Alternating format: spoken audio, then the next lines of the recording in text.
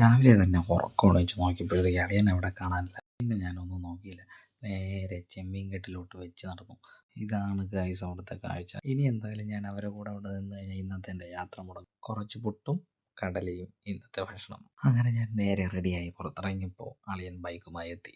നേരെ തന്നെ പിന്നെ കിട്ടിയ വണ്ടിയിൽ ചാടി കയറി നേരെ ഇടപ്പള്ളിയിലേക്ക് ഞാൻ പയ്യെ വിട്ടു. കുറച്ച് ദൂരം നടന്ന് ഞാൻ നേരെ മെട്രോ സ്റ്റേഷനിലെത്തി. അങ്ങനെ ട്രെയിൻ ടിക്കറ്റുമായി ഞാൻ നേരെ റെയിൽവേ സ്റ്റേഷൻ്റെ അകത്തേക്ക്. ഈ പ്രാവശ്യം ഞാൻ കയറിയ ട്രെയിൻ മെമോ ആയിരുന്നു. അതുകൊണ്ട് ഞാൻ മാത്രം ട്രെയിനിൽ ഒറ്റയ്ക്ക്. കുറച്ച് നേരം പുറത്തോട്ട് നോക്കിയിരുന്നപ്പോൾ എനിക്ക് ഉറക്കം വന്നു. പിന്നെ ഞാൻ കിടന്നുറങ്ങി. വീഡിയോ എടുക്കാൻ പറ്റിയില്ല. കണ്ണടച്ച് തുറക്കുന്നതിന് മുമ്പ് തന്നെ കൊല്ലം. അവിടെ നിന്ന് നേരെ KSRTC ബസ്. അങ്ങനെ ഒരു 5 മണിക്കൂറത്തെ യാത്രയ്ക്ക് ശേഷം ഞാൻ എൻ്റെ നാട്ടിലോട്ടെത്തി. എൻ്റെ ചെറുക്കനെ ഒരാഴ്ചയായിട്ട് മൂടി പൊതിച്ചിട്ടേക്കുന്നു. അങ്ങനെ ഇത്രയും നേരത്തെ എൻ്റെ യാത്ര അവസാനിച്ച് ഞാൻ എൻ്റെ റൂമിലെത്തി. ക്ഷീണിതനായി ഞാൻ. ഇനി ഒന്ന് കുളിക്കണം, ഫുഡ് കഴിക്കണം, കിടക്കണം.